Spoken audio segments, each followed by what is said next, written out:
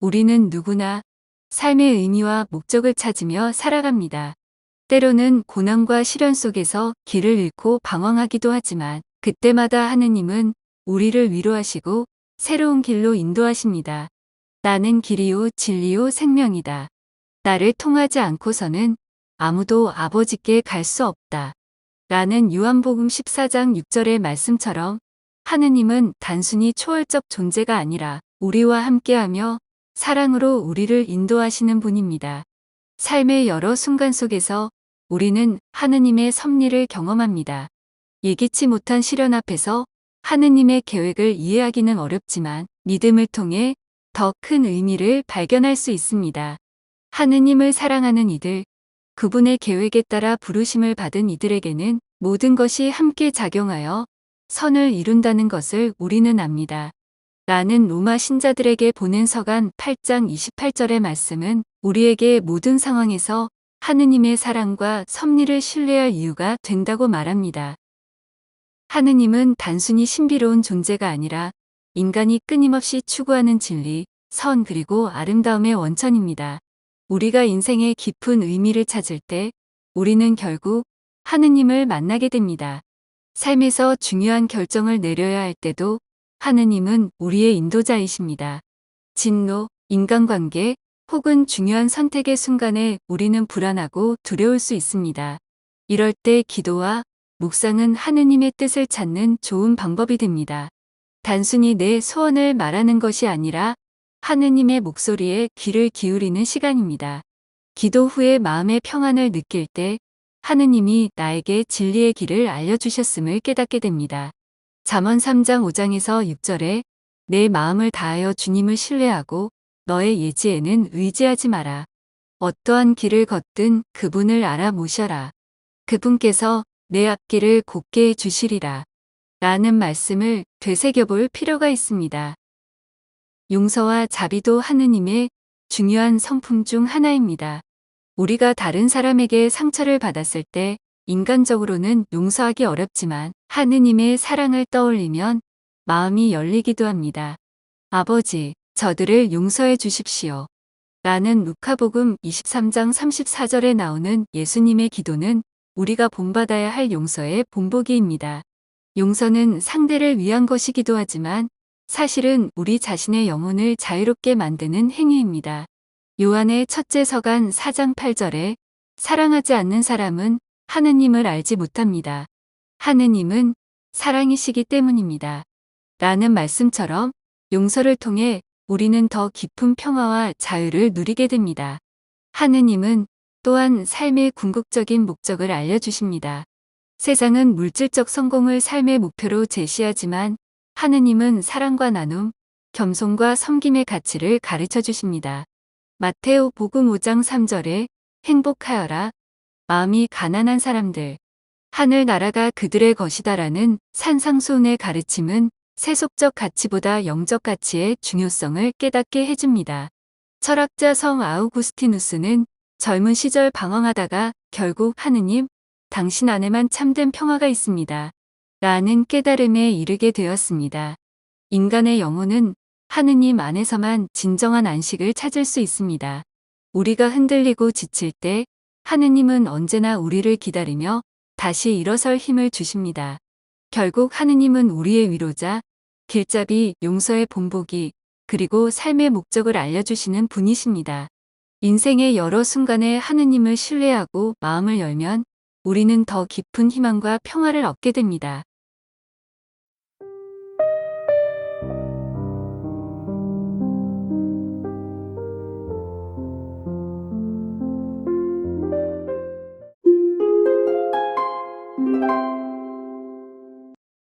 요즘 일이 좀 풀려서 다행이에요.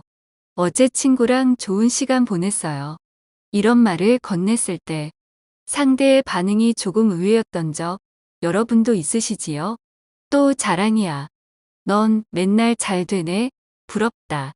가볍게 나눈 이야기였는데 상대는 자랑으로 받아들인 듯한 반응을 보이곤 합니다. 우리는 순간 당황하게 됩니다. 자랑하려고 한 말이 아니었기에 괜히 민망해지고 그 다음부터는 말조차 아끼게 되는 일이 생깁니다. 괜히 기분 상하게 했나? 이런 말은 하지 않는 게 좋을까? 관계를 생각하며 조심하게 되지요.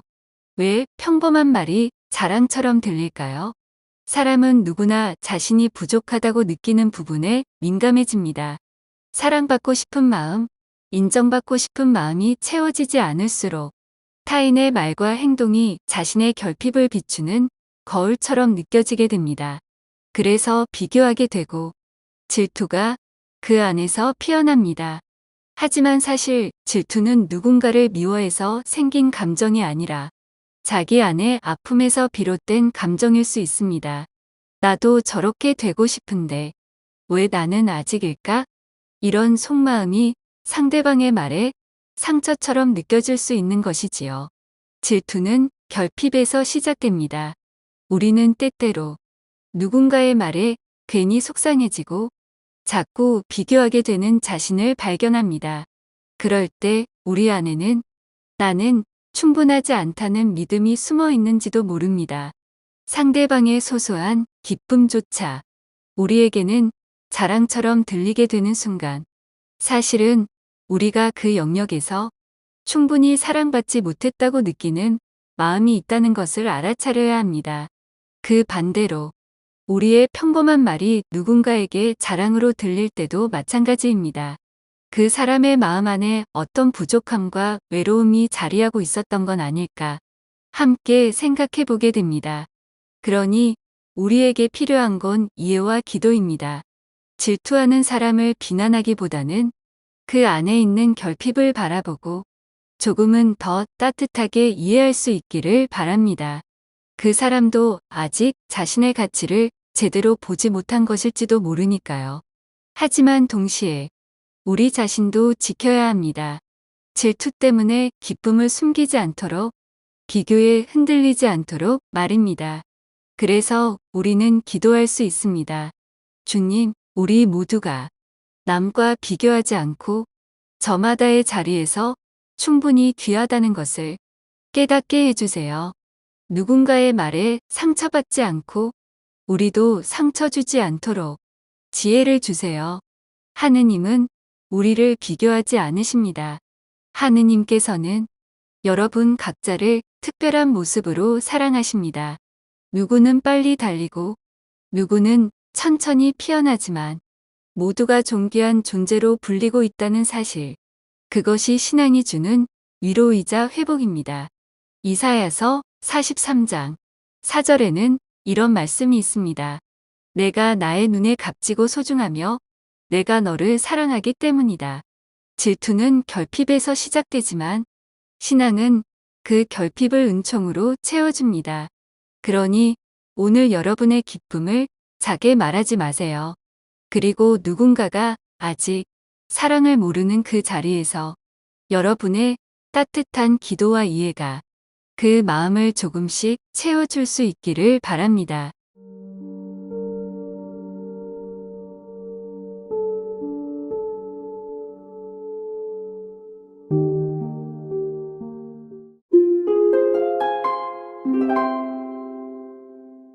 사람들 속에서 하느님을 찾는다는 것은 때로는 아주 쉽고도 동시에 어려운 여정일 수 있습니다.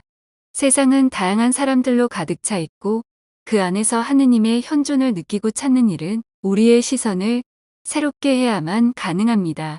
사람 속에서 하느님을 찾는다는 것은 단순히 눈에 보이는 모습에서 그분을 확인하는 것이 아니라 인간의 마음과 행동, 그리고 관계 속에서 그분의 손길과 음성을 발견하는 일입니다. 하느님은 사랑이십니다. 우리가 다른 사람에게 사랑을 베풀고 또 그 사랑을 받을 때 하느님께서 우리 안에서 살아계심을 경험할 수 있습니다. 히브리인들에게 보낸 서간 13장 1절에서 2절에는 형제를 계속 실천하십시오. 손님 접대를 소홀히 하지 마십시오. 손님 접대를 하다가 어떤 이들은 모르는 사이에 천사들을 접대하기도 하였습니다라는 말씀이 있습니다. 우리가 주변 사람들에게 따뜻함과 친절을 전할 때 그 속에서 하느님의 사랑이 드러납니다. 이는 크고 특별한 일이 아닐 수도 있습니다. 주변 사람들에게 친절하게 대하고 힘든 사람에게 작은 도움의 손길을 내미는 일이 바로 그 시작입니다. 또한 우리는 다른 사람의 고통 속에서 하느님의 부르심을 들을 수 있습니다. 타인의 슬픔과 아픔에 공감하고 함께할 때 우리는 그 순간에 하느님과 함께 울고 함께 위로하며 그분의 마음을 느낄 수 있습니다. 예수님께서는 마테오복음 25장 40절에서 너희가 가장 작은 이들 가운데 한 사람에게 해준 것이 바로 나에게 해준 것이다 라고 말씀하셨습니다. 이러한 예수님의 말씀처럼 어려움 속에 있는 사람들과 함께할 때 우리는 그들의 모습 속에서 하느님의 얼굴을 발견하게 됩니다. 관계 속에서 화해와 용서를 경험하는 순간도 하느님을 만나는 소중한 기회입니다. 인간관계는 때로 오해와 상처로 얽히기 쉽습니다. 하지만 우리가 용기를 내어 서로 용서하고 화해할 때 그 순간 하느님께서 우리를 치유하시고 새롭게 하십니다. 하느님은 완벽한 이들에게만 현존하시는 분이 아니십니다. 오히려 우리의 연약함과 부서진 관계 속에 오셔서 화해의 다리를 놓으십니다. 공동체의 삶은 하느님을 만나는 또 다른 중요한 자리입니다. 우리가 신앙 공동체 안에서 기도하고 찬양하고 서로의 삶을 나눌 때 하느님께서는 그 모임의 중심에 계십니다. 마테오복음 18장 20절에 두 사람이나 세 사람이라도 내 이름으로 모인 곳에는 나도 함께 있기 때문이다. 라는 말씀은 공동체의 소중함을 일깨워줍니다. 함께 기도할 때 하느님의 음성을 더 선명하게 들을 수 있고 공동체의 사랑 안에서 그분의 위로를 체험할 수 있습니다. 결국 사람들 속에서 하느님을 찾는 일은 우리의 눈과 마음을 여는 데서 시작합니다. 하느님은 언제나 우리 곁에 계시지만 우리가 눈을 감고 마음을 닫고 있으면 그분을 보지 못할 때가 많습니다. 우리의 일상에서 작은 사랑과 친절을 실천하며 서로의 기쁨과 슬픔에 함께할 때 하느님은 더욱 분명히 우리에게 다가오십니다. 하느님을 찾는 여정은 멀리 있지 않습니다. 우리가 만나는 사람들과 나누는 대화, 그리고 우리의 삶을 둘러싼 모든 관계 속에 이미 그분은 현존하고 계십니다. 눈을 들어 서로를 바라볼 때 하느님은 바로 그 순간 그곳에 계십니다.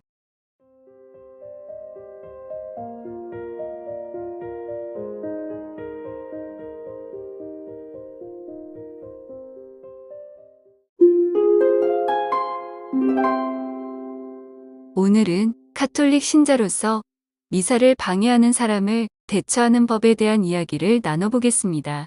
미사는 카톨릭 신앙의 중심이며 하느님과의 깊은 교감을 나누는 시간이기 때문에 그 중요성이 큽니다. 그러나 미사 중에 떠들거나 휴대폰 소리가 나게 하는 등 그로 인해 신경이 쓰이거나 마음을 산란하게 하는 신자가 있을 수 있습니다. 그럴 때 카톨릭 신자로서 우리는 어떻게 대처해야 할까요? 첫 번째로 중요한 것은 평온함을 유지하는 것입니다. 미사를 방해하는 사람을 보면 속으로 짜증이나 불편함을 느낄 수 있지만 그 감정에 휘둘리지 않도록 스스로 평온함을 유지하는 것이 중요합니다. 예수님은 요한복음 14장 27절에서 내 평화를 너희에게 준다. 내가 주는 평화는 세상이 주는 평화와 같지 않다. 너희 마음이 산란해지는 일도 겁을 내는 일도 없도록 하여라. 라고 말씀하셨습니다. 그 평화를 마음속에 품고 미사를 방해하는 사람에 대한 반응을 차분하게 조절하는 것이 중요합니다. 그 사람의 행동에 휘둘리지 않고 자신의 신앙적인 집중을 유지하려는 노력이 필요합니다. 두 번째로는 그 사람을 이해하려는 마음을 갖는 것입니다. 미사를 방해하는 사람도 자신의 행동이 다른 사람들에게 방해가 될 수 있다는 것을 모를 수도 있습니다.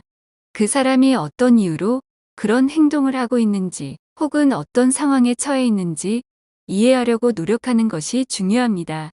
때로는 그 사람이 어떤 감정적 어려움이나 문제를 겪고 있기 때문에 자신의 불편함을 표현하는 방법이 미사를 방해하는 행동으로 비춰지는 것일 수도 있습니다.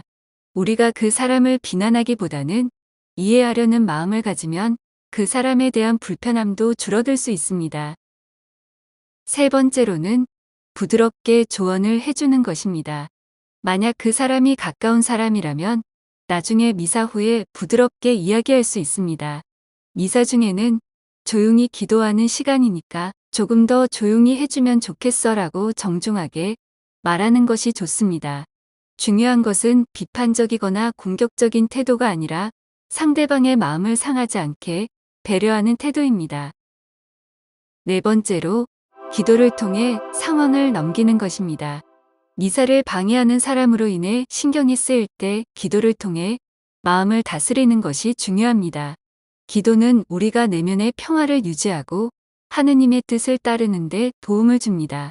기도하면서 그 사람을 위해 기도하는 것도 좋은 방법입니다. 주님, 이 사람의 마음을 편안하게 하시고 미사 중에 더 깊은 기도를 드릴 수 있도록 도와주세요라고 기도할 수 있습니다. 마지막으로 자기 자신을 돌아보는 것입니다. 우리가 다른 사람의 행동에 대해 불편함을 느낄 때 그것이 우리 안에 있는 어떤 불편한 감정을 일깨우는 경우도 있습니다. 예수님은 요한복음 8장 7절에서 너희 가운데 죄 없는 자가 먼저 저 여자에게 돌을 던져라라고 하셨습니다. 미사를 방해하는 사람을 비난하기 전에 자신도 어떤 부분에서 부족할 수 있음을 돌아보는 것이 필요합니다. 때로는 우리가 다른 사람의 행동에 너무 민감하게 반응할 수 있기 때문에 자신을 돌아보는 시간을 갖는 것이 좋습니다. 결국 가톨릭 신자가 미사를 방해하는 사람을 대할 때 중요한 것은 자신의 평온함을 유지하고 이해와 사랑의 마음으로 대하는 것입니다. 우리가 불편한 상황을 마주할 때마다 신앙을 기반으로 차분하고 사랑으로 대하는 태도가 더욱 중요한 법입니다.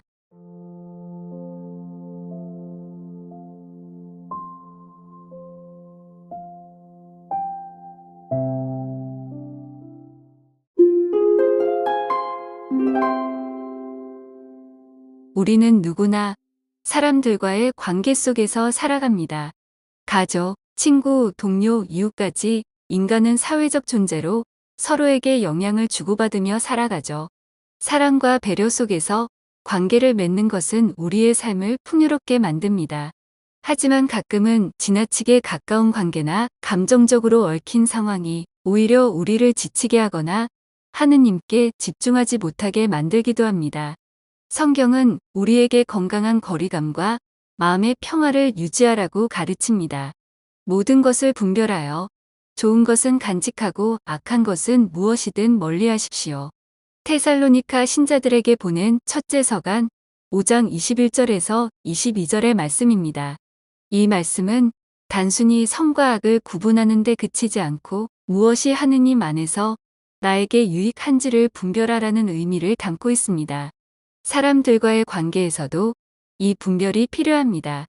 너무 가까워진 관계가 우리의 마음을 무겁게 하거나 하느님이 거하실 자리를 가로막지 않도록 해야 합니다. 우리가 관계에서 힘들어질 때 성경 속 마르타와 마리아 이야기를 떠올려 보세요. 그들이 길을 가다가 예수님께서 어떤 마을에 들어가셨다. 그러자 마르타라는 여자가 예수님을 자기 집으로 모셔드렸다.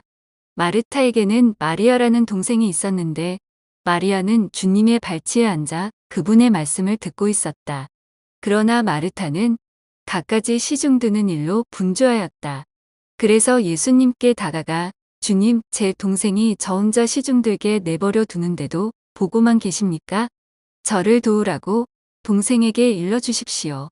하고 말하였다. 주님께서 마르타에게 대답하셨다. 마르타야, 마르타야. 너는 많은 일을 염려하고 걱정하는구나. 그러나 필요한 것은 한 가지뿐이다. 마리아는 좋은 몫을 선택하였다. 그리고 그것을 빼앗기지 않을 것이다. 루카복음 10장 38절에서 42절의 말씀입니다. 마르타는 예수님을 대접하기 위해 분주히 움직였지만 그 과정에서 오히려 마음의 평화를 잃었습니다. 반면 마리아는 예수님 발치에 앉아 그분의 말씀을 듣는 데 집중했습니다. 예수님은 마리아의 선택을 칭찬하며 가장 중요한 것은 마음의 중심을 하느님께 두는 것이라고 말씀하셨습니다. 우리가 사람들과 너무 가까워져서 걱정, 불안, 판단 같은 감정에 휩싸일 때 정작 내 안에 하느님 자리는 비워두지 못할 때가 많습니다. 하느님께 집중하기 위해서는 적정한 거리와 균형이 필요합니다. 이를 통해 우리 마음속에 하느님이 머무르실 공간이 생깁니다. 그렇다면 어떻게 적정한 거리를 유지하면서도 하느님을 모시고 살아갈 수 있을까요? 그 열쇠는 분별의 영입니다. 분별의 영은 성령의 은사로 우리의 삶을 조화롭게 이끌어주는 지혜입니다. 하느님은 무질서의 하느님이 아니라 평화의 하느님이시기 때문입니다. 이 말씀은 코린토 신자들에게 보낸 첫째 서간 14장 33절에 나옵니다. 혼란스럽고 복잡한 마음에서는 하느님의 음성을 듣기가 어렵습니다. 하느님께 분별의 영을 구하며 기도하는 것은 우리의 마음과 관계를 건강하게 만들어줍니다. 매일의 기도 속에서 이렇게 구해보세요. 주님, 제 마음 안에 평화의 자리를 마련해 주시고 분별의 영을 허락하소서. 사람들과의 관계 속에서도 그 사랑을 잃지 않되 제 안에 당신의 자리를 비워두는 지혜를 주시옵소서. 마음의 독립은 하느님께 더 가까이 나아가는 길을 열어줍니다. 이것은 우리가 세상과의 관계에서 자유로워지게 하고 하느님 안에서 진정한 평화를 누리게 해줍니다. 자유로운 마음은 이웃을 더욱 깊이 사랑할 수 있는 능력을 줍니다.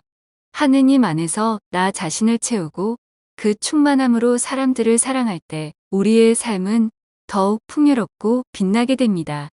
내 안에 머물러라. 나도 너희 안에 머무르겠다. 가지가 포도나무에 붙어 있지 않으면 스스로 열매를 맺을 수 없는 것처럼 너희도 내 안에 머무르지 않으면 열매를 맺지 못한다.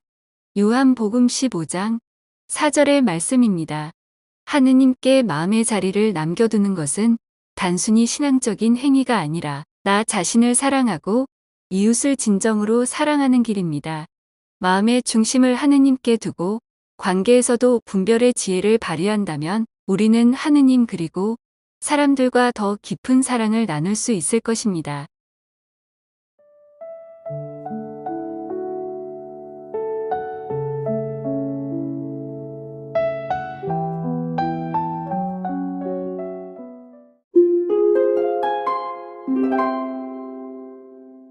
성직자가 정치에 지나치게 적극적인 모습을 보일 때 신자들은 어떤 태도를 가져야 할까요? 신부님은 하느님의 말씀을 전하는 분인데 정치 이야기가 너무 많으면 신자들 입장에서는 조금 당황스러울 수 있습니다. 이럴 때 신앙의 본질을 잃지 않으면서도 지혜롭게 대처하는 방법을 생각해 봅시다. 신부님께서 강론 중에 어떤 정치적 이슈를 언급하실 때 그 의도가 무엇인지 한번 생각해 보는 게 좋습니다. 종종 성직자들이 정치 이야기를 꺼내는 이유는 단순히 특정 정당이나 정치인을 지지하려는 것이 아니라 사회 정의를 위한 성경적 가치를 전하려는 경우가 많습니다. 예를 들어 성경은 끊임없이 약자와 소외된 사람들에 대한 관심을 강조합니다. 이사야서는 이렇게 말합니다. 선행을 배워라. 공정을 추구하고 억압받는 이를 보살펴라. 고아의 권리를 되찾아주고 과부를 두둔해 주어라. 이사야서 1장 17절의 말씀입니다.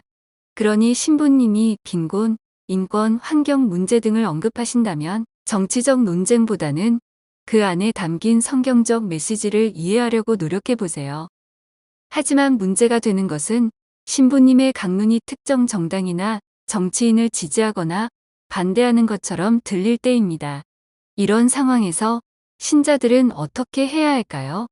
첫 번째로 신부님께 직접 말씀드리는 것도 방법입니다. 강론이 정치적이라 느껴질 때 미사 후 조용히 신부님께 다가가 이렇게 말할 수 있습니다. 신부님, 오늘 강론에서 사회 문제에 대해 말씀하신 부분이 인상 깊었습니다. 그런데 신앙의 메시지보다 정치적 내용이 강조된 것 같아 조금 부담스러웠습니다. 이런 점에 대해 고민해 주실 수 있을까요? 라고 말씀해 보세요. 그러니 비판하거나 감정을 담아 말하기보다 신앙과 화합을 바탕으로 대화를 시작하는 것이 중요합니다. 만약 신부님께 직접 말씀드리기가 어렵다면 비슷한 느낌을 가진 다른 신자들과 의견을 나누고 공동체 차원에서 건의를 하는 것도 방법입니다. 그러나 이 과정에서도 존중과 사랑의 태도를 잃지 않아야 합니다. 교회는 하느님의 집이며 분열이 아니라 화합을 위한 장소이기 때문입니다. 가장 중요한 것은 우리의 신앙입니다. 때로는 성직자의 정치적 발언이 불편하게 느껴질 수 있지만 이 상황에서도 내가 배울 점은 무엇인지 생각해 보는 것이 중요합니다. 신부님의 메시지 중에서도 성경적이고 보편적인 가치를 발견하고 정치적 요소는 내 마음에서 내려놓는 훈련을 할 수 있습니다. 신앙은 결국 하느님과 나의 관계를 깊게 만드는 여정이니까요. 성직자가 너무 지나치게 정치적인 모습을 보일 때 신자들은 분노하거나 거리두기를 할 수밖에 없는 상황도 있을 수 있습니다. 해결이 어려울 때는 예수님께 전부 다 맡기고 마음의 평안을 유지하는 것도 방법입니다. 그러나 이런 경우는 흔하지 않습니다. 대부분은 기도와 사랑의 마음으로 대처하는 것이 가장 좋은 방법입니다. 하느님의 말씀을 중심에 두고 서로를 이해하려는 태도를 가진다면 충분히 신앙 안에서 해결할 수 있을 것입니다. 다음으로 우리는 정치적인 문제에서 신자들이 성직자들에게 바라는 것이 무엇인지도 생각해 볼 수 있습니다. 예수님께서 성직자의 정치 참여에 대해 직접적으로 언급하신 적은 없지만 그분의 말씀과 행동은 오늘날 우리가 이 문제를 깊이 생각할 수 있는 길잡이가 됩니다. 특히 예수님의 말씀과 성경 속 여러 가르침은 성직자가 세속적 정치와 신앙의 경계에서 어떤 태도를 취해야 하는지에 대해 중요한 통찰을 줍니다. 어느 날 사람들이 예수님께 와서 이렇게 물었습니다. 그러니 스승님은 어떻게 생각하시는지 말씀해 주십시오. 황제에게 세금을 내는 것이 합당합니까? 합당하지 않습니까? 마테오복음 22장 17절의 말씀입니다.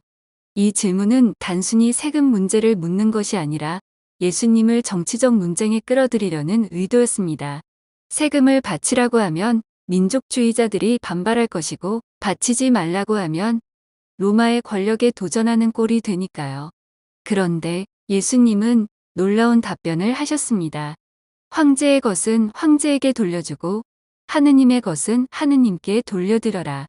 마테오복음 22장 21절의 말씀입니다. 이 말씀은 세속적 권위와 하느님의 권위를 분명히 구분하라는 뜻입니다. 성직자가 정치적 문제에 관여하더라도 그것이 하느님께 드려야 할 충성과 영적 사명을 흐트러뜨려서는 안 된다는 중요한 메시지를 줍니다. 예수님은 또한 사회의 불의에 침묵하지 않으셨습니다. 성전에서 장사꾼들을 내쫓으시며 이렇게 말씀하셨습니다. 나의 집은 기도의 집이라 불릴 것이다. 라고 기록되어 있다. 그런데 너희는 이곳을 강도들의 소굴로 만드는구나. 마테오복음 21장 13절의 말씀입니다. 예수님의 행동은 단지 성전의 정화를 넘어 부패한 종교 지도자들과 사회적 불의를 꾸짖는 강력한 메시지였습니다. 이는 성직자가 사회 정의를 외치며 약자를 위해 나설 수 있음을 보여줍니다. 그러나 예수님은 세속적 권력의 편에 서지 않으셨습니다. 내 나라는 이 세상에 속하지 않는다. 내 나라가 이 세상에 속한다면 내 신하들이 싸워 내가 유다인들에게 넘어가지 않게 하였을 것이다. 그러나 내 나라는 여기에 속하지 않는다. 요한복음 18장 36절의 말씀입니다. 이 말씀은 성직자가 하느님의 나라를 향한 영적 사명을 가장 우선시해야 한다는 점을 강조합니다. 정치적 참여가 하느님 나라의 가치를 흐리거나 세속적 권력에 종속되는 것이 되어서는 안 됩니다. 성직자의 정치 참여는 그 목적과 태도에 따라 달라집니다. 바오로 사도는 이렇게 권고합니다. 사람은 누구나 위에서 다스리는 권위에 복종해야 합니다. 하느님에게서 나오지 않는 권위란 있을 수 없고 현재의 권위들도 하느님께서 세우신 것입니다. 로마 신자들에게 보낸 서간 13장 1절의 말씀입니다. 이 구절은 세속적 질서를 존중하라는 뜻이지만 동시에 하느님께서 주신 권위가 정의롭지 못할 때에는 신앙적 양심에 따라 판단해야 한다는 의미로도 해석됩니다. 또한 바오로 사도는 이렇게 말합니다. 그러니 더 이상 서로 심판하지 맙시다. 오히려 형제 앞에 장애물이나 걸림돌을 놓지 않겠다고 결심하십시오. 로마 신자들에게 보낸 서간 14장 13절의 말씀입니다. 성직자가 정치적 발언을 할 때 신자들에게 갈등이나 부담을 주지 않도록 신중해야 함을 알려주는 말씀이라고도 생각해 볼 수 있습니다. 결국 성직자가 정치적이라면 신자는 성경 속 말씀에서 세 가지 원칙을 세워놓고 판단해야 객관적이고 감정에 휘둘리지 않게 됩니다. 첫째, 성직자가 하느님의 나라를 중심에 두고 있는가. 둘째, 성직자가 사회적 약자와 정의를 위해 목소리를 내되 특정 정치적 이념에 휘둘리고 있지는 않은가.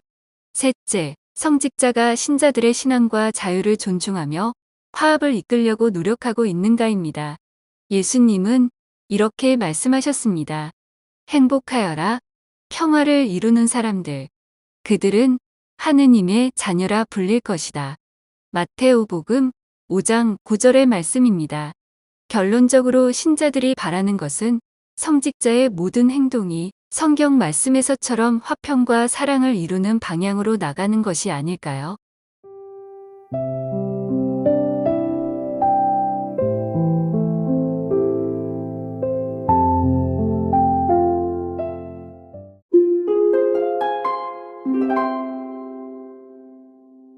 오늘은 많은 카톨릭 신자들이 겪는 문제 중 하나인 세례 이후의 신앙생활을 통해 신앙 속에서 홀로 서게 하는 방법에 대해 이야기해 보겠습니다. 가톨릭 예비 신자로서의 신앙은 마치 새로운 세상을 발견하는 여행과도 같습니다. 교리 공부를 통해 신앙의 의미를 배우고 세례라는 성스러운 관문을 통과하며 한 공동체의 일원이 되는 과정은 설렘과 감동으로 가득 차 있습니다. 예비 신자 시절에는 많은 사람들이 우리를 따뜻하게 맞이하고 교리와 신앙생활에 대해 친절하게 가르쳐 줍니다. 모든 것이 새롭고 흥미롭고 주변의 관심과 격려 속에서 믿음은 자연스럽게 싹틉니다.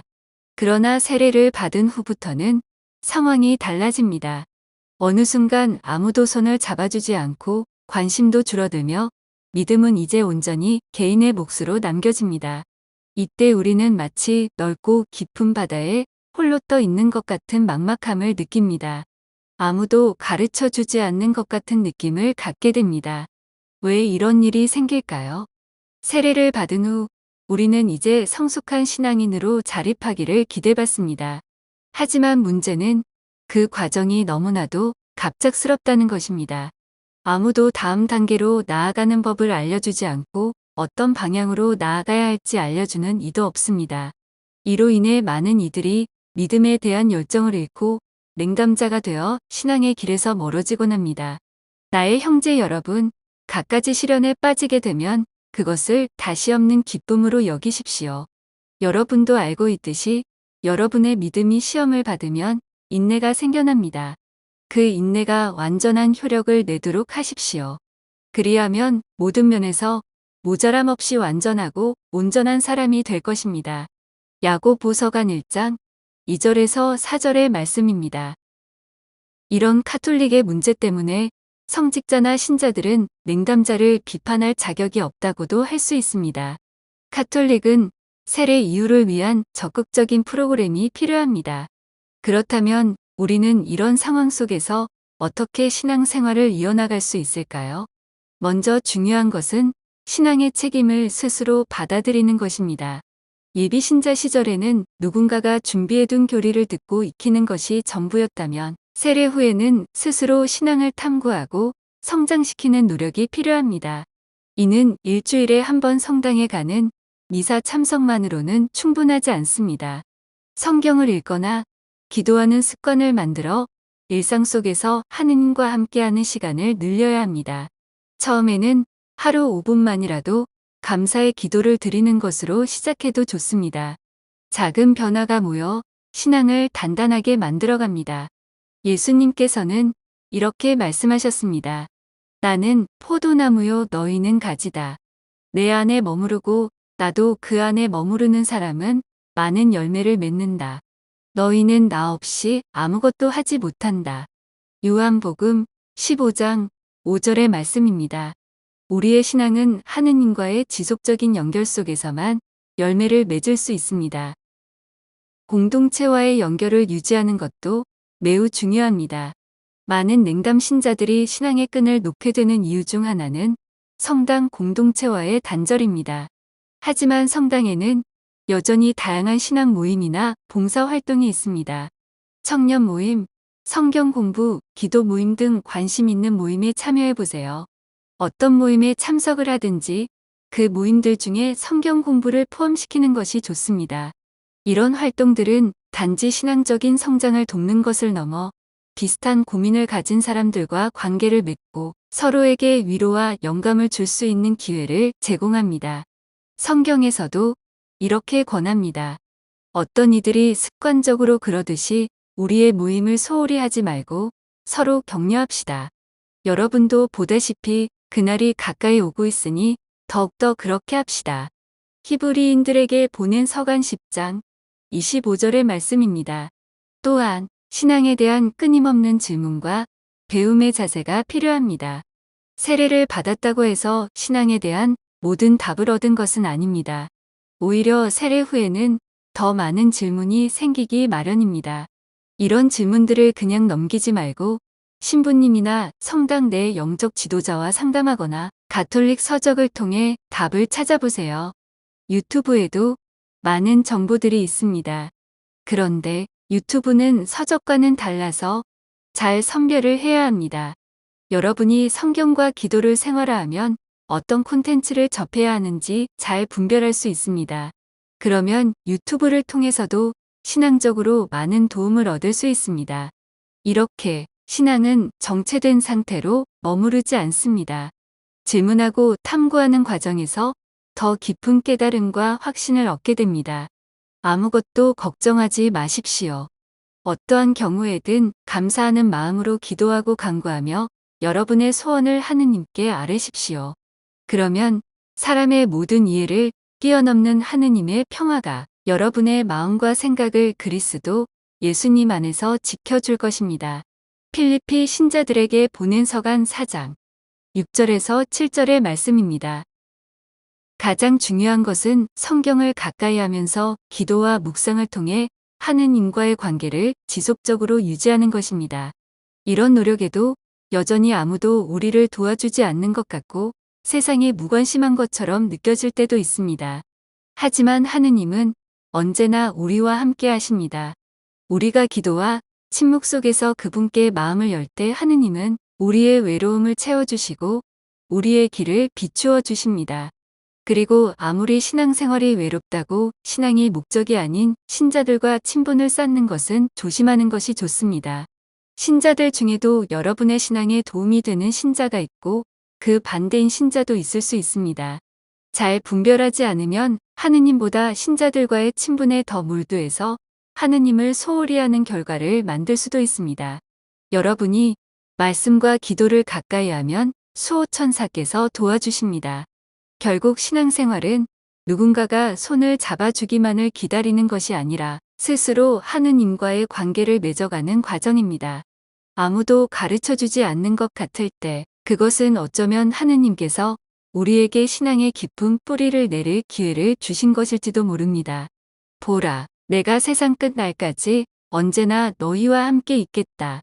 마테오복음 28장 20절의 말씀입니다. 외롭고 막막한 순간일수록 하느님께 더 가까이 다가가 보세요.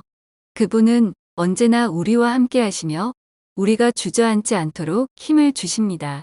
신앙의 여정은 홀로 걷는 것처럼 보여도 사실은 언제나 하느님과 함께하는 길이라는 사실을 잊지 마세요.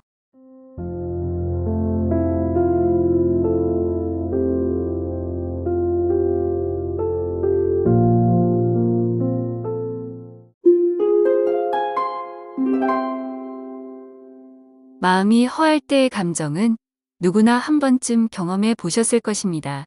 이유 없이 울적하거나 바쁘게 지내도 속이 텅 비어 있는 듯한 느낌 말입니다.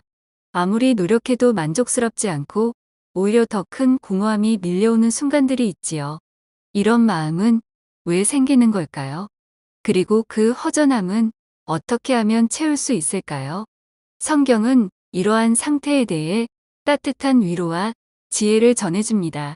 시편 34편 18절에는 이렇게 기록되어 있습니다. 그들이 울부짖자 주님께서 들으시어 모든 공경에서 구해주셨네. 이 말씀은 우리의 허전한 마음이 하느님께 더 가까이 갈 수 있는 기회가 될 수 있음을 알려줍니다. 세상은 흔히 강하고 당당한 사람을 우대하지만 하느님께서는 상처받고 약한 마음을 결코 외면하지 않으십니다. 우리의 마음이 비어 있을 때 하느님은 그 빈 공간에 당신의 평안과 사랑을 채워주시는 분이십니다. 또한 마테오복음 11장 28절에서는 예수님께서 이렇게 초대하십니다. 고생하며 무거운 짐을 진 너희는 모두 나에게 오너라. 내가 너희에게 안식을 주겠다. 마음이 허할 때 우리는 그 공허함을 채우기 위해 더 열심히 노력하거나 무언가로 바쁘게 메우려 할 때가 많습니다. 새로운 일을 시작하거나 사람들과 시간을 보내거나 또는 취미를 찾아다니며 마음의 빈자리를 덮으려 애쓰지요. 하지만 그런 노력에도 불구하고 때로는 더 지치고 더 공허해질 때가 있습니다. 예수님께서는 그러한 순간에 오히려 멈추어 쉬라고 말씀하십니다. 우리의 짐을 그분께 맡기고 그분 안에서 쉼과 평안을 누리라는 초대이지요. 특히 마음이 허할 때는 두려움이나 불안이 찾아오기도 합니다. 이 상태가 계속되면 어떡하지? 왜 나는 이렇게 공허할까? 이런 생각들이 꼬리를 물며 더 깊은 걱정을 만들어내곤 하지요. 이럴 때 요한복음 14장 27절의 말씀이 큰 위로가 됩니다. 나는 너희에게 평화를 남기고 간다. 내 평화를 너희에게 준다. 내가 주는 평화는 세상이 주는 평화와 같지 않다. 너희 마음이 산란해지는 일도 겁을 내는 일도 없도록 하여라. 예수님께서 주시는 평화는 우리가 세상에서 찾으려는 위로나 즐거움과는 다릅니다. 세상의 위로는 순간적인 효과를 줄 뿐 우리의 근본적인 문제를 해결하지 못할 때가 많습니다. 그러나 예수님이 주시는 평화는 환경과 상관없이 우리의 마음 깊은 곳을 안정시키고 흔들리지 않는 평화를 경험하게 해줍니다. 마음이 허할 때 내 힘으로 채우려 하기보다는 그 빈 공간을 하느님께 맡기고 하느님의 임재를 기대하며 기다릴 때 우리는 비로소 놀라운 체험을 경험하게 됩니다. 이런 순간에 이사야서 40장 31절의 말씀이 떠오릅니다. 주님께 바라는 이들은 새 힘을 얻고 독수리처럼 날개치며 올라간다.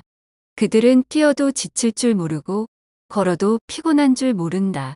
하느님께 기대어 마음의 허함을 솔직히 내어놓으면 그분은 우리에게 새로운 힘과 용기를 주십니다. 그리고 그 힘은 단순히 우리의 공허함을 채우는 데서 끝나지 않고 우리를 새롭게 변화시키고 더 나아가 다른 이들에게도 사랑과 평안을 나눌 수 있는 삶으로 이끌어 주십니다. 때로는 마음의 허함이 반드시 나쁜 것만은 아닐 수 있습니다. 그것은 하느님께 더 가까이 나아가게 되는 통로가 될 수 있기 때문입니다. 우리가 아무리 잘나고 단단한 사람이라도 때로는 약하고 부서지는 순간이 있기 마련입니다. 그럴 때 하느님은 우리의 허전한 마음을 사랑으로 가득 채워주십니다. 그리고 그 순간 우리의 공허함은 하느님의 은혜로 가득 차게 됩니다.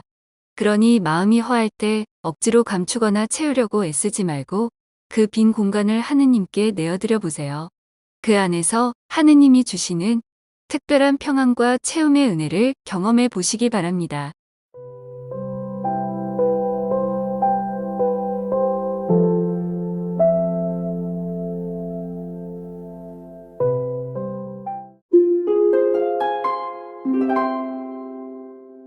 가톨릭 신자로 살아간다는 것은 단순한 종교적 의무를 수행하는 것이 아니라 하느님과의 관계를 맺고 유지하는 과정입니다. 하지만 신앙생활 속에서 신자들은 때때로 깊은 죄의식을 경험하며 이는 하느님과의 친밀한 관계를 지속하는데 방해가 되기도 합니다. 가톨릭 교회는 인간의 죄성과 도덕적 기준을 강조하며 신자들에게 하느님과 교회의 계명을 지키도록 요구합니다. 그러나 이러한 가르침이 신자들에게 부담으로 작용할 때 신앙은 사랑과 자유가 아닌 두려움과 의무감으로 변질될 수 있습니다. 그렇다면 가톨릭 신자들에게 죄의식을 심어주는 요인들은 무엇이며 이를 극복하고 하느님과의 관계를 지속하는 방법은 무엇일까요? 먼저 가톨릭 신자들에게 죄의식을 심어주는 요소들에 대해 알아보겠습니다. 1. 원죄 교리와 인간의 타락한 본성입니다. 가톨릭 교리에서는 인간이 원죄를 지닌 존재로 태어난다고 가르칩니다. 이는 인간이 태어날 때부터 죄의 영향을 받고 있으며 하느님의 은총 없이는 구원받을 수 없다는 개념입니다. 세례를 통해 원죄가 사라진다고 하지만 인간의 본성은 여전히 죄에 기울어지는 경향을 가지고 있다고 여겨집니다. 이러한 가르침은 신자들에게 나는 본래 죄인이며 항상 죄를 짓기 쉬운 존재라는 인식을 심어줄 수 있으며 작은 실수나 유혹에도 과도한 죄책감을 느끼게 만들 수 있습니다. 2. 주일, 미사 불참에 대한 죄의식입니다. 가톨릭 교회는 주일 미사 참례를 신자들의 기본적인 의무로 규정하며 이를 어길 경우 대죄에 해당한다고 가르칩니다. 10계명 중 네 번째 계명인 안식일을 거룩히 지켜라에 근거하여 신자들은 주일마다 반드시 미사에 참석해야 합니다. 그러나 현실적으로 모든 신자가 매주 미사에 참석하는 것은 쉽지 않습니다. 직장, 건강 문제, 가정 상황 등의 이유로 미사에 빠질 때 신자들은 하느님과 멀어지고 있는 것은 아닐까? 미사를 빠졌으니 고해 성사를 보아야 하나? 등의 부담을 느끼기도 합니다. 교회는 질병, 육아, 노약자 보호, 불가피한 직장 업무 등의 정당한 사유가 있는 경우 미사 불참이 죄가 아니라고 하지만 많은 신자들은 미사에 빠지면 죄라는 강한 인식을 가지고 있어 불필요한 죄책감을 느낄 때가 많습니다. 주일 미사에 참석할 수 없는 경우 교회는 신자들에게 대송을 권장합니다. 이는 미사 참여의 의무를 대신할 수 있는 신심행위로 가톨릭 전통에서 인정된 대체 방법입니다.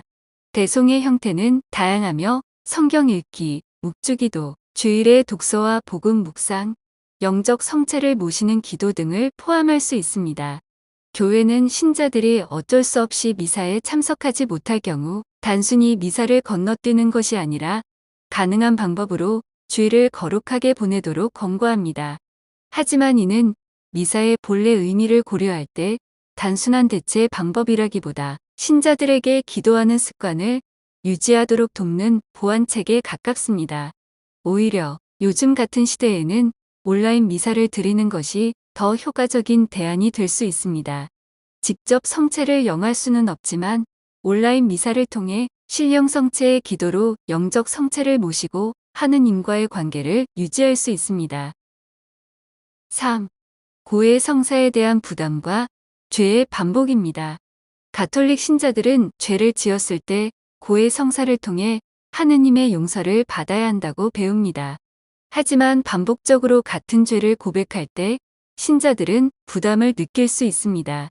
또 같은 죄를 고백해야 한다니 나는 정말 변하지 않는 죄인인가? 신부님께 이런 죄를 말하는 것이 너무 부끄럽다. 이러한 감정은 고해 성사를 멀리하게 만들고 결국 죄책감이 쌓이며 신앙 자체가 부담스럽게 느껴질 수 있습니다. 하지만 교회에서는 신자들이 죄를 반복하더라도 진정한 회개의 마음을 가지고 고해 성사에 임하는 것이 중요하다고 가르칩니다. 4. 지옥과 하느님의 심판에 대한 두려움입니다.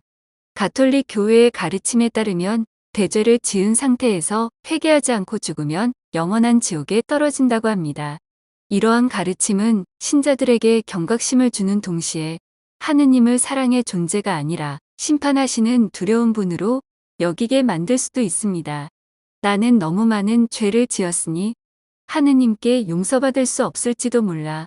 이대로 살다가는 지옥에 갈지도 모른다.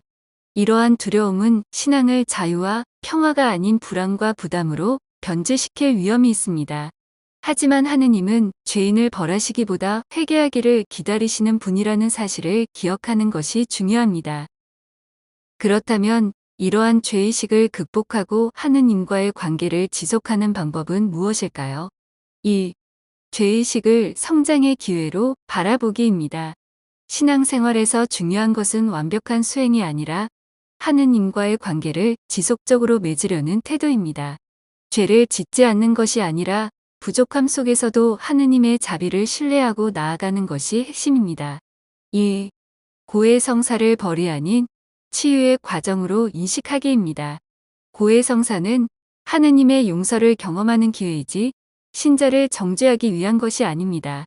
반복적인 죄를 고백하는 것에 대한 부담보다는 하느님의 자비와 사랑을 신뢰하는 마음을 갖는 것이 중요합니다. 3. 신앙을 규율 중심에서 관계 중심으로 바라보기입니다. 신앙이 단순한 규칙 준수로만 여겨지면 쉽게 지치고 죄의식이 커질 수 있습니다. 그러나 하느님과의 관계를 부모와 자녀의 관계처럼 여기면 실수하더라도 용서받고 사랑받고 있음을 느낄 수 있습니다. 4. 하느님의 사랑과 자비를 묵상하기입니다. 성경에서 예수님은 죄인들을 정죄하기보다 사랑과 용서로 다가가셨습니다. 루카복음 15장에 되찾은 아들의 비유를 묵상하며 하느님이 우리가 실수하더라도 돌아오기를 기다리시는 분임을 기억하는 것이 중요합니다. 5. 죄의식이 아닌 감사의 태도로 신앙을 바라보기입니다. 나는 이것을 못했어라는 죄책감보다는 하느님께서 나에게 이렇게 많은 은혜를 주셨네라는 감사의 마음으로 신앙을 바라보면 신앙이 더 지속 가능해집니다. 결론적으로 신앙은 죄의식이 아니라 하느님의 사랑을 깨닫는 여정이라고 생각할 수 있습니다. 가톨릭 신자들은 다양한 이유로 죄의식을 경험하지만 신앙의 본질은 오로지 규칙이 다가 아니라 하느님의 사랑 안에서 성장하는 과정입니다. 죄의식이 하느님과의 관계를 단절시키는 것이 아니라 오히려 더 가까워질 수 있는 기회로 삼아야 합니다. 하느님은 완벽한 신자를 원하시는 것이 아니라 부족함 속에서도 끊임없이 그분을 찾는 신자를 기뻐하십니다. 그러니 주일미사에 불참했다고 의무 고해성사를 빠졌다고 포기하지 마십시오. 그러다 하느님과 거리가 멀어질 수 있으며 아주 잊고 살게 될 수도 있습니다.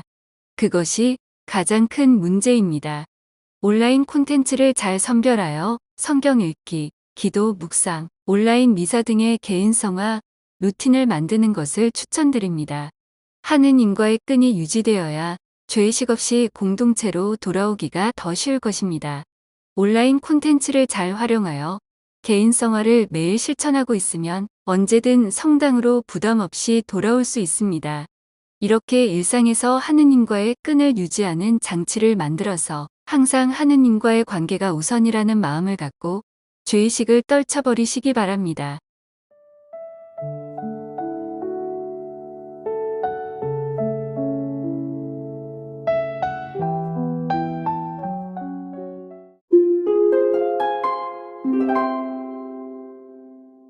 우리는 누구나 살면서 이중적인 사람을 만나게 됩니다.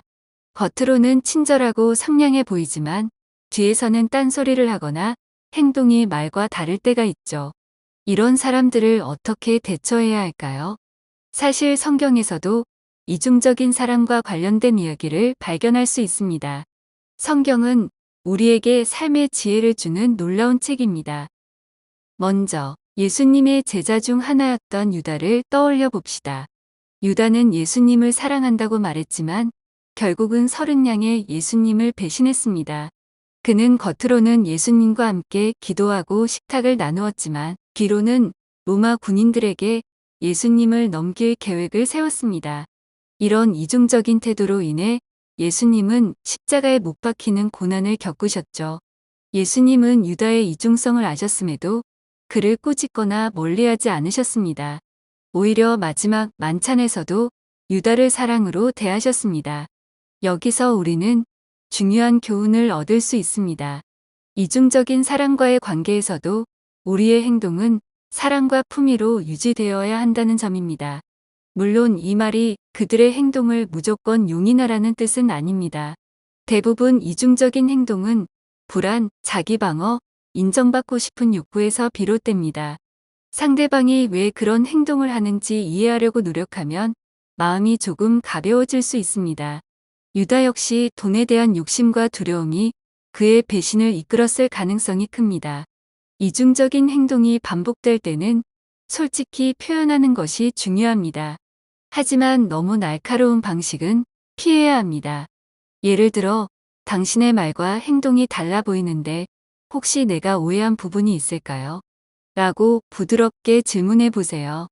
상대방이 스스로를 돌아볼 기회를 줄 수도 있습니다. 상대가 계속해서 나에게 부정적인 영향을 미친다면 스스로를 보호하기 위해 선을 그을 필요도 있습니다. 성경에서도 예수님은 사람들에게 사랑을 베푸셨지만 때로는 논쟁을 피하고 조용히 자리를 떠나는 지혜를 보이셨습니다. 이중적인 행동에 감정적으로 흔들리지 않으려면 마음의 중심을 잘 잡는 것이 중요합니다. 상대방이 무엇을 하든 내 가치와 평안을 지키는 것이 핵심입니다. 성경은 우리가 마음이 힘들 때 기도로 하느님께 나아가라고 가르칩니다. 여러분의 모든 걱정을 그분께 내맡기십시오. 그분께서 여러분을 돌보고 계십니다라는 베드로의 첫째 서간 5장 7절의 말씀을 기억해 보세요. 이중적인 사람을 이해하지 못해 답답할 때 그 사람을 위해 기도하고 나 자신이 평안을 찾도록 기도하는 것은 큰 도움이 됩니다. 이중적인 사람과 관계를 맺는 것은 쉽지 않지만 때로는 우리 자신을 돌아보게 만드는 기회가 되기도 합니다. 나는 혹시 말과 행동이 다른 모습은 없는지, 다른 사람들에게 솔직하게 대하고 있는지 생각해 볼 수 있죠. 또한 그들과의 관계에서 중요한 것은 나의 평화를 지키는 것입니다. 사람을 바꾸는 것은 우리의 몫이 아니지만 내가 어떤 태도를 취할지는 나의 선택입니다. 예수님께서 유다에게 보이셨던 사랑과 평정을 기억하며 이중적인 사람들과의 관계를 조금 더 지혜롭고 넉넉하게 풀어나가 봅시다. 결국 이 모든 관계의 중심에는 사랑과 지혜가 있어야 한다는 것을 잊지 마세요.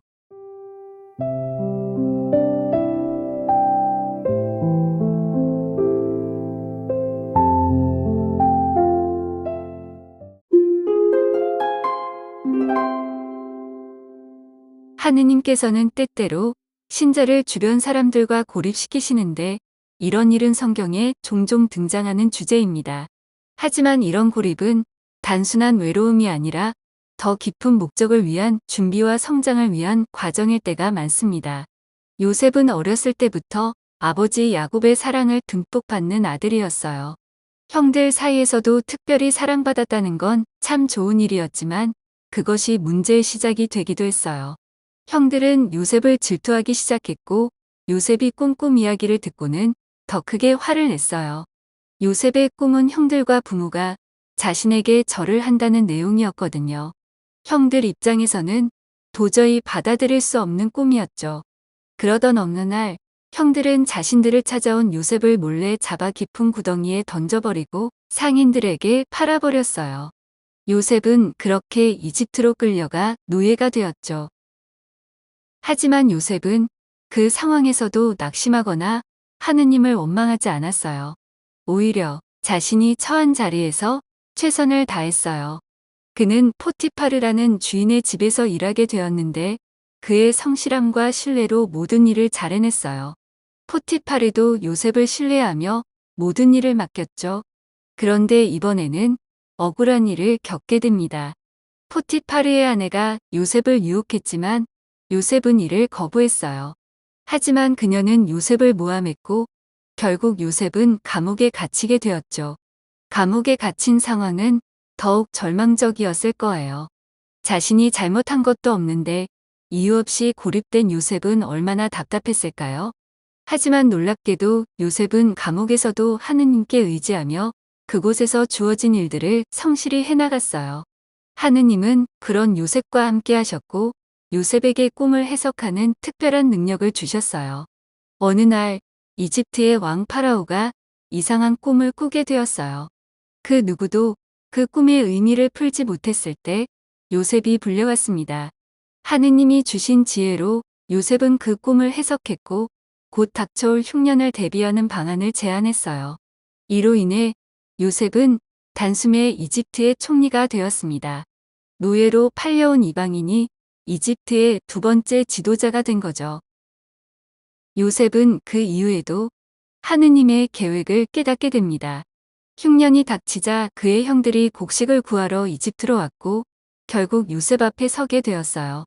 형들은 자신들이 팔아버린 요셉이 눈앞에 서 있는 총리라는 사실에 두려워했지만 요셉은 그들을 용서하며 이렇게 말했어요.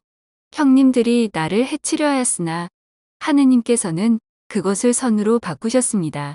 요셉은 자신이 고립되고 고난을 겪었던 모든 시간이 하느님의 큰 계획의 일부였음을 깨달은 거예요. 여러분은 어떤 순간에 주변 사람들과 멀어진 것처럼 느껴졌던 적이 있나요? 그럴 때 처음엔 너무 속상했겠지만 시간이 지나고 나서 그 시간이 오히려 여러분을 더 단단하게 만들어주지 않았나요? 자신만의 길을 걸으며 하느님과 더 가까워질 기회가 되었던 경험이요. 혹시 지금 그런 시간을 보내고 계신 분이 있다면 요셉의 이야기를 기억해 보세요. 외로움 속에서도 요셉은 하느님을 믿었고 결국 놀라운 축복을 받았답니다. 그러니 여러분도 지금의 고립이 끝난 후 하느님의 특별한 계획이 기다리고 있을 거라고 믿으세요.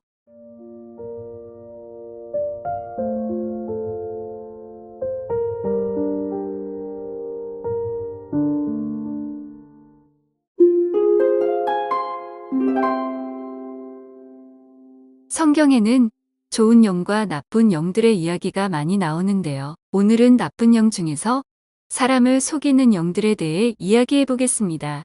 사람들을 속이는 영들은 세상 어디에나 존재하며 그들의 목적은 사람들을 하느님으로부터 멀어지게 하는 것입니다. 그들은 거짓말과 속임수로 사람들을 혼란에 빠뜨리고 마치 진실인 것처럼 보이는 것으로 우리를 유혹합니다. 하지만 성경은 이러한 영들에 대해 경고하며 우리가 어떻게 이들의 속임수에 넘어가지 않을 수 있는지 알려줍니다.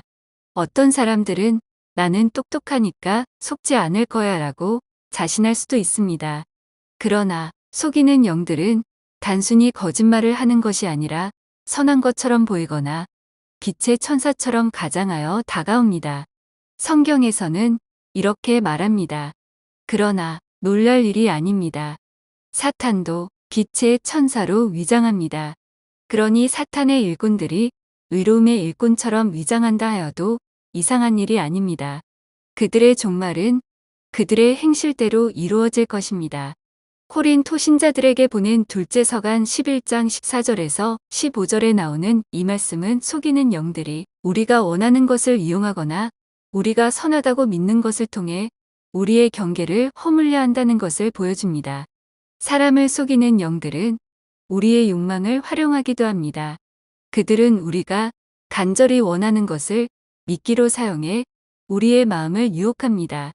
예를 들어 누군가가 부를 간절히 원한다면 그들은 그 사람에게 부자가 되는 길을 보여주는 것처럼 행동할 수 있습니다.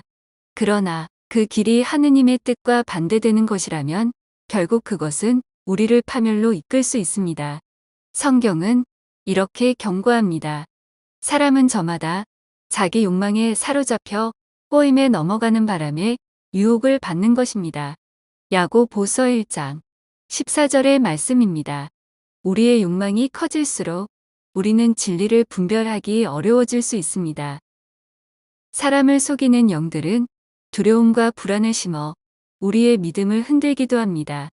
그들은 우리가 하느님의 사랑과 은총을 의심하도록 만들고 자신을 보호하기 위해 잘못된 선택을 하게 유도합니다. 그러나 성경은 분명히 말합니다. 하느님께서는 우리에게 비겁함의 영을 주신 것이 아니라 힘과 사랑과 절제의 영을 주셨습니다. 디모데오 2서 1장 7절의 말씀입니다. 하느님께서는 우리가 두려움 대신 믿음과 평화로 가득 차길 원하십니다. 속이는 영들은 이런 평화를 빼앗아가려 하며 우리의 믿음을 약하게 만들고자 합니다. 사람을 속이는 영들의 또 다른 특징은 진리를 왜곡하고 사람들 사이의 분열을 조장합니다. 그들은 거짓말을 통해 공동체를 혼란스럽게 하고 서로를 신뢰하지 못하게 만듭니다. 성경은 이에 대해 이렇게 말합니다. 너희는 너희 아비인 악마에게서 났고 너희 아비의 욕망대로 하기를 원한다. 그는 처음부터 살인자로서 진리편에 서본 적이 없다. 그 안에 진리가 없기 때문이다. 그가 거짓을 말할 때에는 본성에서 그렇게 말하는 것이다. 그가 거짓말쟁이며 거짓의 압이기 때문이다. 요한복음 8장 44절의 말씀입니다. 속이는 영들은 진리를 싫어하며 사람들 사이에 불화를 심어 하나가 되는 것을 방해합니다. 특히 신앙 공동체에서 이러한 속임수는 더 큰 영향을 미칠 수 있습니다. 하지만 우리가 이러한 속이는 영들에게 넘어가지 않으려면 어떻게 해야 할까요? 그 답은 진리를 아는 데 있습니다. 예수님께서는 이렇게 말씀하셨습니다. 그러면 너희가 진리를 깨닫게 될 것이다. 그리고 진리가 너희를 자유롭게 할 것이다. 요한복음 8장 32절의 말씀입니다. 진리를 아는 것은 단순히 지식의 문제가 아니라 하느님과의 관계를 통해 이루어지는 일입니다. 하느님의 말씀과 기도를 통해 우리는 진리를 더욱 깊이 이해할 수 있고 속이는 영들의 유혹을 분별할 수 있습니다. 또한 중요한 것은 깨어있는 마음입니다. 성경은 우리에게 경고합니다. 정신을 차리고 깨어있도록 하십시오. 여러분의 적대자 악마가 으르렁거리는 사자처럼 누구를 삼킬까 하고 찾아 돌아다닙니다. 베드로의 첫째 서간 5장 8절의 말씀입니다. 속이는 영들은 우리가 방심할 때를 노리며 믿음의 방패를 내려놓는 순간 공격하려 합니다. 따라서 우리는 항상 기도와 말씀 속에서 하느님과 동행해야 합니다. 이렇게 사람을 속이는 영들의 가장 큰 특징은 거짓을 진실처럼 보이게 만든다는 것입니다. 그러나 우리가 하느님과의 관계를 깊이 하고 진리를 추구하며 깨어있는 마음으로 하느님의 말씀에 귀를 기울인다면 그 어떤 속임수도 우리를 넘어뜨릴 수 없습니다. 결국 하느님의 진리 안에서 우리는 자유롭고 안전하게 살아갈 수 있습니다.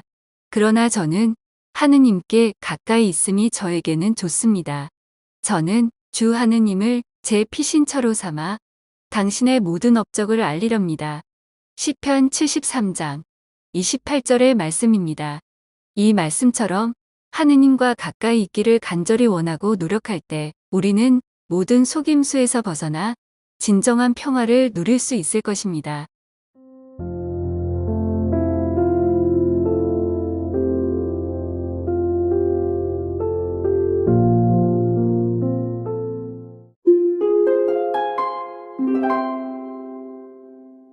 오늘은 냉담자를 대하는 법을 주제로 이야기해 보겠습니다. 성당에 다니다가 한동안 발기를 끄는 냉담자들은 성당 공동체 안에서 특별한 존재입니다. 그들은 여전히 하느님의 자녀이지만 여러 이유로 성당과 멀어져 있습니다. 냉담의 이유는 각기 다르겠지만 그들을 다시 성당으로 이끌어 주고자 하는 신자들의 마음은 하나일 것입니다. 그러므로 이분들에게 다가가는 방법은 신중하고 무엇보다 사랑과 이해가 바탕이 되어야 합니다. 냉담자가 성당에 나오지 않는 이유는 매우 다양합니다. 어떤 분들은 개인적인 어려움과 고통 때문에 신앙에 대한 의문을 가지게 되었을 수도 있습니다. 병이나 경제적인 문제, 관계의 단절 등 삶의 무거운 짐 속에서 하느님을 멀게 느낀 경우도 있을 것입니다. 또 어떤 분들은 성당 안에서 생긴 갈등이나 실망감으로 인해 공동체와의 관계가 소원해졌을 수 있습니다. 혹은 단순히 일상에 쫓겨 신앙생활이 뒷전으로 밀려난 경우도 있습니다. 이런 다양한 이유를 이해하지 않고 왜 성당에 안 나오세요? 라며 다그치는 것은 오히려 상처를 줄 수 있습니다. 냉담자를 대할 때는 그들이 있는 그대로 존중받고 있다는 느낌을 주는 것이 무엇보다 중요합니다. 냉담자를 대할 때 가장 기본적인 태도는 진심 어린 관심과 사랑입니다. 오랜만에 냉담자를 마주쳤을 때 왜 성당에 안 나오셨어요? 라는 말보다 요즘 어떻게 지내세요? 많이 보고 싶었어요 라는 따뜻한 말이 훨씬 큰 울림을 줄 수 있습니다. 그들은 자신이 성당을 떠났다는 이유로 누군가에게 잊힌 존재가 될까봐 걱정할 수 있습니다. 하지만 우리가 그들을 여전히 소중하게 여기고 있음을 느끼게 한다면 그 자체만으로도 다시 성당을 떠올릴 계기가 될 것입니다. 또한 성당으로 돌아오라는 직접적인 말보다는 일상적인 관계를 유지하는 것이 훨씬 효과적입니다. 평소에 안부를 묻고 가벼운 대화를 나누는 것이 중요합니다. 성당 이야기를 꺼내기 전에 인간적인 관계를 먼저 쌓는 것입니다. 얼마 전에 성당에서 바자회를 했는데 정말 좋았어요. 다음엔 같이 가실래요? 라는 식으로 가볍게 초대하는 것도 좋은 방법입니다. 이런 작은 초대는 성당에 대한 부담감을 줄이고 그들이 공동체의 일원으로 다시 돌아오고 싶게 만드는 힘이 있습니다. 냉담자를 대할 때 가장 피해야 할 것은 비난하거나 판단하는 태도입니다. 왜 그렇게 신앙생활을 소홀히 해? 라든지 요즘 신앙이 약해진 거 아니에요? 같은 말은 상대방의 마음을 더욱 멀어지게 할 수 있습니다. 신앙은 누구에게나 개인적인 여정입니다. 열심히 다니던 사람도 흔들릴 수 있고 멀어졌던 사람이 다시 돌아올 수도 있습니다. 냉담자들은 이미 자신들이 성당에 나오지 않는 것에 대해 마음의 부담을 느끼고 있을 가능성이 큽니다. 그런 그들에게 비난이 아닌 위로와 이해를 건네는 것이 필요합니다. 냉담자를 위해 기도하는 것은 매우 중요한 일입니다. 그들이 다시 하느님과 연결될 수 있도록 기도하는 것은 보이지 않는 곳에서 큰 변화를 일으킬 수 있습니다. 우리가 할 수 있는 일은 그들을 위해 기도하며 하느님께서 그들의 마음을 움직이실 수 있도록 기다리는 것입니다.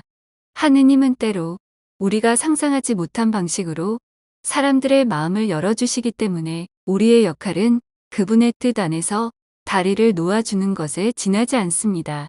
냉담자들에게 다가갈 때는 서두르거나 강요하지 않는 것이 중요합니다. 그분들이 성당에 돌아오고 싶다는 마음이 들 때까지 기다리는 인내와 그들이 어떤 모습으로 있든 받아들일 수 있는 사랑이 필요합니다. 그들을 냉담자라는 시각으로 바라보는 것이 아니라 하느님께서 사랑하시는 소중한 이웃이라는 마음으로 대하는 것이 가장 중요합니다. 냉담자들이 성당으로 돌아올 수 있는 결정적인 계기는 종종 아주 작은 것에서 시작됩니다. 누군가의 따뜻한 한마디, 무심코 건넨 초대, 혹은 공동체에서 느끼는 작은 배려가 그들의 마음을 움직일 수 있습니다. 예수님께서는 잃어버린 한 마리 양을 찾기 위해 모든 것을 두고 찾아 나선 목자의 모습을 보여주셨습니다. 우리가 냉담자들에게 따뜻한 관심을 기울이고 사랑으로 다가간다면 그들도 언젠가 다시 성당으로 돌아오게 될 것입니다. 가장 중요한 것은 냉담자들에게 하느님의 사랑을 직접적으로 보여주는 것입니다. 그들이 다시 성당에 오지 않더라도 우리와의 관계 속에서 하느님의 따뜻함과 자비를 느낄 수 있다면 그것이 신앙의 첫걸음이 될 수 있습니다. 우리는 그들의 신앙 여정에 함께하는 동반자로서 사랑과 인내로 다가가야 합니다. 냉담자들에게 예수님의 사랑을 전하며 그들이 다시 공동체로 돌아와 함께 신앙의 길을 걸을 수 있기를 기도해 봅니다.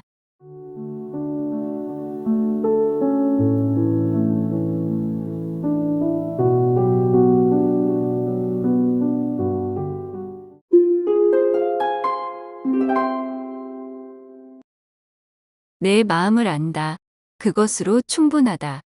침묵과 거리두기를 통해 마음을 지키고자 하는 당신께 우리는 살아가며 진실을 말하지 못한 순간들을 떠올리며 스스로를 탓하곤 합니다. 나는 정직하지 못했어. 하느님께 죄를 지은 걸까? 거짓말은 하지 말라고 배웠는데. 하지만 때로 진실은 말보다 더 날카로운 상처가 되기도 합니다. 그 말을 건넨 순간 돌아올 아픔을 이미 알고 있기에 우리는 침묵하거나 조심스럽게 말을 덜어내거나 사실과는 조금 다른 언어로 우리를 지키려 합니다. 누군가는 계속 묻습니다. 왜 그랬어? 왜 말 안 했어? 지금 뭐 하고 있어? 하지만 그 질문 안에는 관심보다 비교가, 배려보다 시기가 숨어 있기도 합니다. 그래서 우리는 침묵하게 됩니다. 그리고 그 침묵 속에서 죄책감이 찾아옵니다. 그러나 하느님께서는 그 침묵을 죄로만 보시지 않습니다. 가톨릭 교리서 2488항은 이렇게 말합니다. 사람은 모든 진실을 말해야 할 의무는 없습니다. 사랑과 정의, 이웃의 선익을 위해 침묵하거나 신중하게 말해야 할 수도 있습니다. 그리고 이어지는 2489항은 더 깊은 위로를 줍니다. 신뢰를 받을 자격이 없는 이에게 진실을 말할 필요는 없습니다. 당신이 말하지 않기로 결정한 이유가 상대를 속이기 위한 것이 아니라 당신의 마음을 지키고 관계를 조용히 정리하기 위한 선택이었다면 그건 거짓이 아니라 사랑의 표현일 수 있습니다. 하느님께서는 우리의 말보다 우리의 마음을 먼저 보시는 분이십니다. 당신이 얼마나 상처받았는지, 얼마나 지키고 싶었는지, 얼마나 조심스럽게 걸어왔는지를 그분은 다 알고 계십니다. 그리고 그분은 조용히 당신에게 이렇게 말씀하실 것입니다. 내 마음을 안다. 그것으로 충분하다. 그러니 이제 조금은 안심하셔도 됩니다. 당신은 도망친 것이 아니라 지혜롭게 자신을 지킨 것입니다. 그 선택 안에 사랑이 있었다면, 그 침묵 안에 평화가 있었다면 하느님께서도 기쁘게 받아들이실 것입니다. 당신이 진실을 말하지 않았다고 해도, 당신이 침묵을 택했다고 해도 하느님께서는 변함없이 당신을 이해하시고 사랑하십니다. 왜냐하면 그분은 당신의 마음을 아시기 때문입니다. 그리고 그것으로 충분합니다.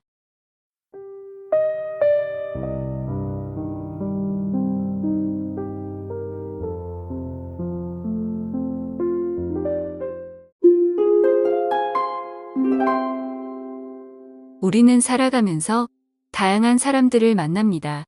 어떤 사람들은 겉과 속이 같아서 신뢰할 수 있지만 또 어떤 사람들은 선한 얼굴 뒤에 다른 마음을 품고 있습니다. 이러한 사람들을 어떻게 분별할 수 있을까요? 성경은 우리에게 분별의 지혜를 가르쳐 줍니다. 사람들 속에는 좋은 영에 속한 이들이 있는가 하면 나쁜 영의 영향을 받은 이들도 있습니다. 따라서 우리는 좋은 영과 나쁜 영의 특징을 이해하고 이를 통해 사람들을 분별하는 지혜를 가져야 합니다. 1. 좋은 영과 나쁜 영의 차이입니다. 성경에서는 좋은 영과 나쁜 영을 명확하게 구분합니다. 좋은 영은 하느님의 뜻을 따르고 선한 열매를 맺으며 사랑과 진리를 실천합니다. 반면 나쁜 영은 거짓과 위선을 일삼고 자신의 이익을 위해 다른 사람을 속이며 혼란과 불화를 일으킵니다. 좋은 영에 속한 사람들은 선한 행동을 통해 그들의 본성이 드러납니다. 반면 나쁜 영의 영향을 받은 사람들은 처음에는 겉으로 선해 보일 수 있지만 결국 말과 행동이 불일치하고 자신이 원하는 것을 얻기 위해 거짓과 조작을 사용합니다. 2. 사람을 분별하는 방법입니다. 먼저 말과 행동이 일치하는가를 살펴보세요. 사람을 분별할 때 가장 먼저 살펴보아야 할 것은 그들의 말과 행동이 일치하는지 여부입니다. 진실한 사람은 자신이 말한 대로 행동합니다. 하지만 겉과 속이 다른 사람은 말로는 선한 척하지만 행동에서는 거짓과 위선이 드러납니다. 예수님께서는 마테오복음 15장 8절에서 이 백성의 입술로는 나를 공경하지만 그 마음은 내게서 멀리 떠나 있다. 라고 말씀하셨습니다. 이는 겉으로는 신앙이 깊어 보이지만 실제로는 하느님의 뜻과는 다른 삶을 사는 사람들을 경고하신 말씀입니다. 따라서 우리는 상대방의 말을 듣는 것에 그치지 않고 그들의 행동을 주의 깊게 살펴보아야 합니다. 다음으로는 열매를 보고 판단하면 됩니다. 예수님께서는 마테오복음 7장 17절에서 좋은 나무는 모두 좋은 열매를 맺고 나쁜 나무는 나쁜 열매를 맺는다. 라고 말씀하셨습니다. 즉, 사람의 본성을 알기 위해서는 그가 맺는 열매, 즉 그의 행동과 삶의 결과를 살펴보아야 한다는 뜻입니다. 겉과 속이 다른 사람들은 처음에는 선한 모습으로 다가올 수 있습니다. 그러나 시간이 지나면 그들의 진짜 모습이 드러납니다.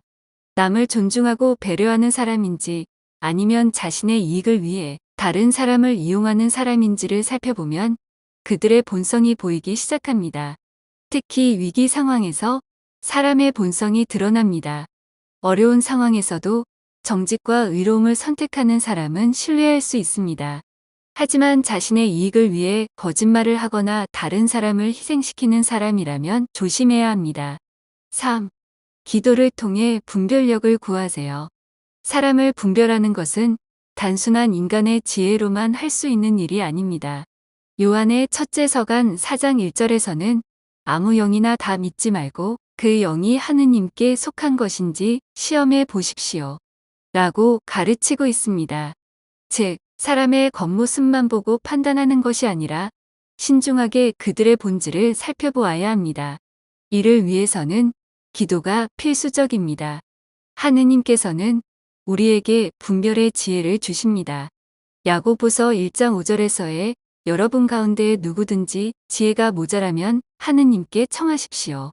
하느님은 모든 사람에게 너그럽게 베푸시고 나무라지 않으시는 분이십니다.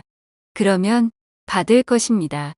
라는 말씀처럼 우리는 기도를 통해 성령의 도움을 받아 올바른 판단을 내릴 수 있도록 해야 합니다. 4. 거짓된 사람을 피하고 선한 사람과 함께하려고 노력하세요. 마테오복음 7장 15절에서는 너희는 거짓 예언자들을 조심하여라.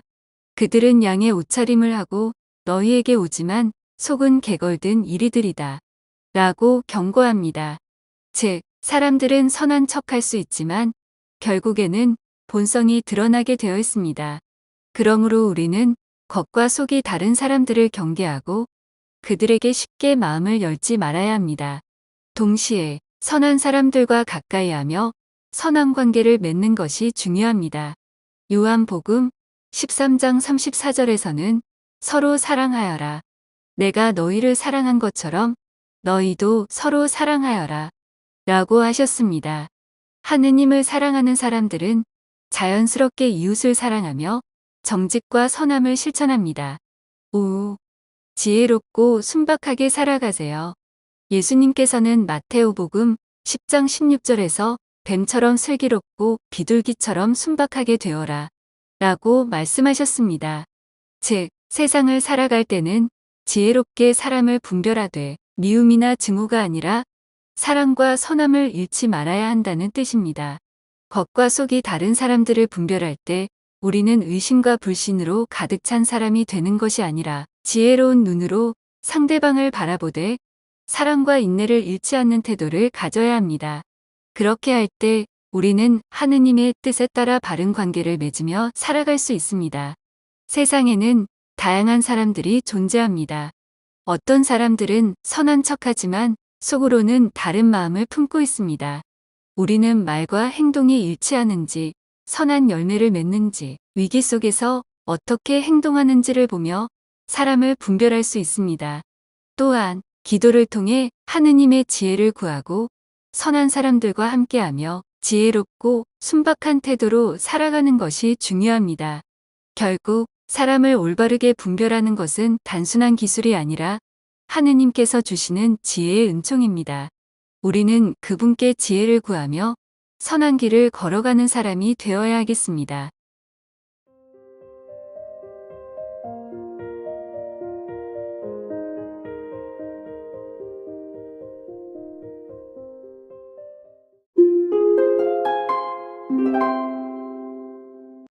세 사람 사이에 갈등이 생기면 꼭 한 사람쯤은 내가 나서야겠다고 생각합니다. 그 마음의 밑바탕에는 분명 좋은 의도가 있겠지요. 화해시키고 싶고 마음 풀게 해주고 싶고 다시 예전처럼 웃는 모습을 보고 싶은 마음이요. 하지만 좋은 의도만으로 충분할까요? 문제가 생긴 두 사람은 서로의 말을 직접 나눌 용기가 없어서 침묵하거나 거리를 두고 있을 수 있습니다.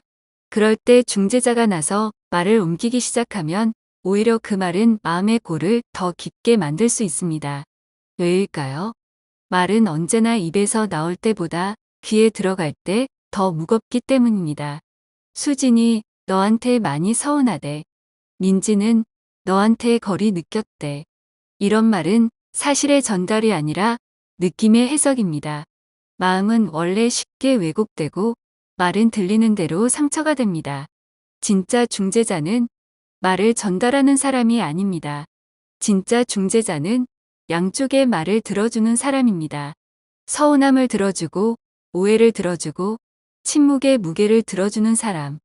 그들은 두 사람 사이에 끼어드는 것이 아니라 두 사람 곁에 조용히 앉아 기다리는 법을 아는 사람입니다.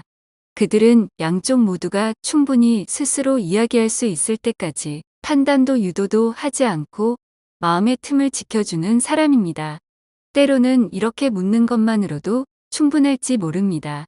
그 말, 내가 대신 전해줄까? 아니면 내가 직접 말할 수 있도록 옆에 있어줄까? 경청은 말의 중간을 잇는 것이 아니라 마음의 여백을 존중하는 일입니다. 그런 중재자야말로 진짜 관계를 회복시키는 사람이지요. 이런 일은 교회 공동체 안에서도 흔히 일어납니다. 함께 기도하고 성가를 부르고 봉사를 나누던 이들 사이에서도 마음의 오해는 생기기 마련입니다. 그럴수록 우리는 더 조심해야 합니다. 신자끼리니까 괜찮겠지라는 생각이 때론 더 큰 상처가 되곤 하니까요. 믿음 안에서 만난 관계일수록 더 깊이 들어야 하고 더 조심스럽게 다가가야 합니다. 중재자는 하느님의 마음을 닮아야 합니다. 서두르지 않고 판단하지 않고 조용히 기다려주는 그분처럼 말입니다.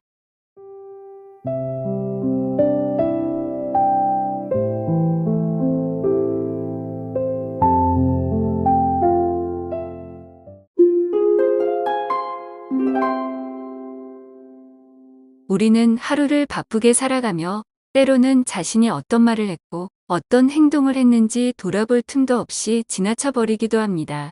하지만 그렇게 무의식적으로 하루를 보내다 보면 같은 실수를 반복하고 잘못된 습관을 고치지 못한 채 살아갈 가능성이 커집니다. 그렇기에 양심 성찰은 더 나은 사람이 되기 위한 중요한 과정입니다. 단순한 후회가 아니라 자신의 행동과 마음을 되돌아보며 변화할 기회를 갖는 것입니다.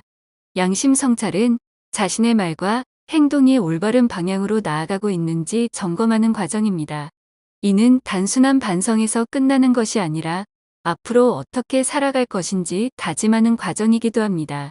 특히 가톨릭 신자로서 양심 성찰은 하느님 앞에서 자신을 솔직하게 돌아보며 더욱 올바른 신앙인으로 살아가기 위한 노력이기도 합니다. 양심 성찰을 효과적으로 하기 위해서는 구체적인 방법이 필요합니다. 하루 동안 자신이 한 행동과 말을 떠올려 보고 그것이 올바른 것이었는지 혹은 누군가에게 상처를 주지는 않았는지를 생각해 보는 것이 중요합니다.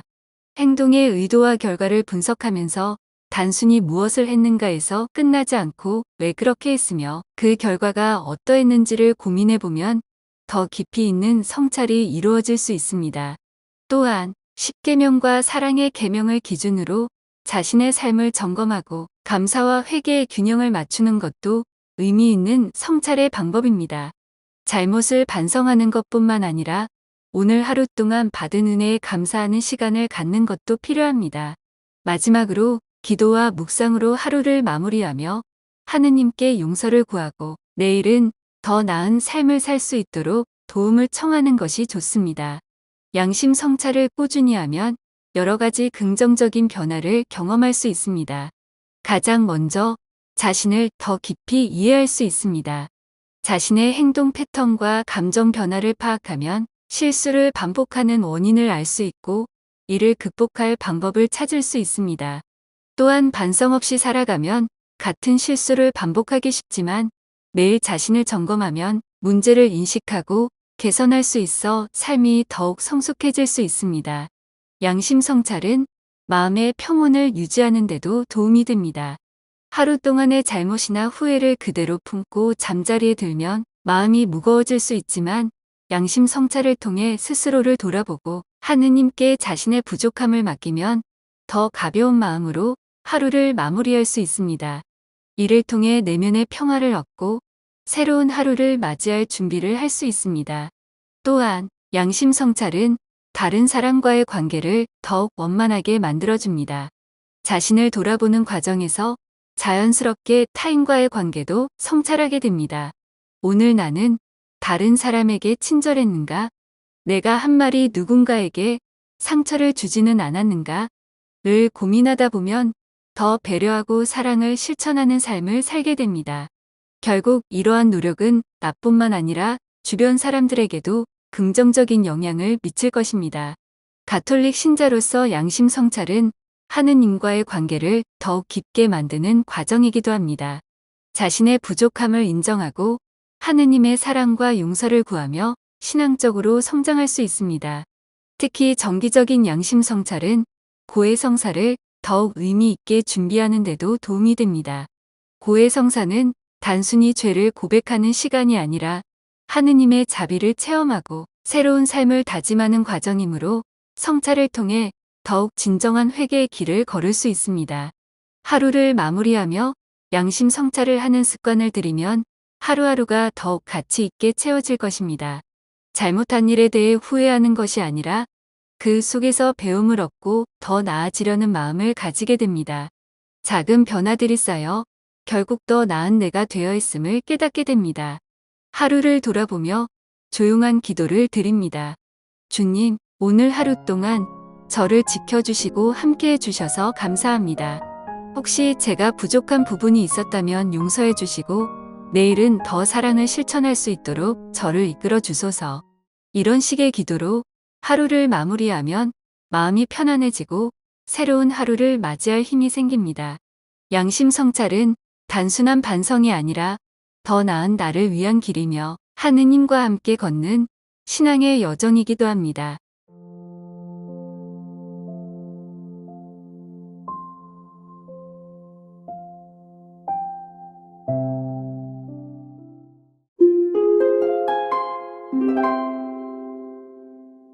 하느님의 시계. 우리는 시계를 보며 살아갑니다. 지금이 몇 시인지, 얼마나 남았는지, 얼마나 늦었는지를 늘 확인하며 하루를 보냅니다. 기다림은 종종 불안하게 느껴지고 지연은 실망이 되곤 하지요. 그래서 우리는 이렇게 여쭤보게 됩니다. 하느님, 왜 지금이 아니신가요? 하느님, 왜 아무 말씀도 없으신가요? 하지만 하느님의 시계는 우리가 가진 그 어떤 시계보다도 정확합니다. 하느님께서는 단 한 번도 늦지 않으시고 단 한 번도 앞서지 않으십니다. 그분의 시계는 사랑과 지혜로 맞춰져 있고 자비와 섭리로 작동하고 있습니다. 우리는 때때로 답답한 시간 속에 머물러 있지만 하느님께서는 그 기다림 속에서 우리를 빚고 계십니다. 늦어진 듯 보이는 그 시간은 사실 우리가 준비되어가는 은총의 시간입니다. 닫힌 문은 더 크고 넓은 문이 열릴 준비가 되는 동안 잠시 멈추어 있는 것이지요. 하느님께서는 오래 참으시는 분이십니다. 죄인도 상처받은 이도 길을 잃은 이도 다시 돌아오기를 오래도록 기다리고 계십니다. 그 기다림 안에는 초조함이 아니라 사랑, 침묵이 아니라 깊은 계획이 담겨 있습니다. 그리고 마침내 하느님의 시계가 울리는 순간 우리는 깨닫게 됩니다. 지금이 바로 그때였구나. 지금이 가장 완전한 순간이었구나. 그러나 우리는 잊지 말아야 합니다. 죄가 가득 차도록 기다리신 하느님.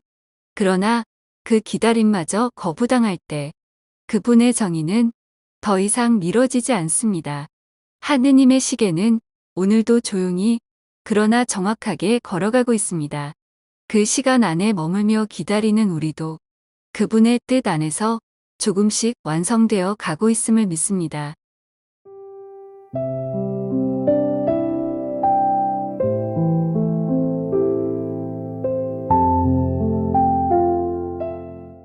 이 콘텐츠가 마음에 드신다면 구독과 좋아요도 부탁드립니다. 구독과 좋아요는 콘텐츠 제작에 큰 힘이 됩니다. 감사합니다.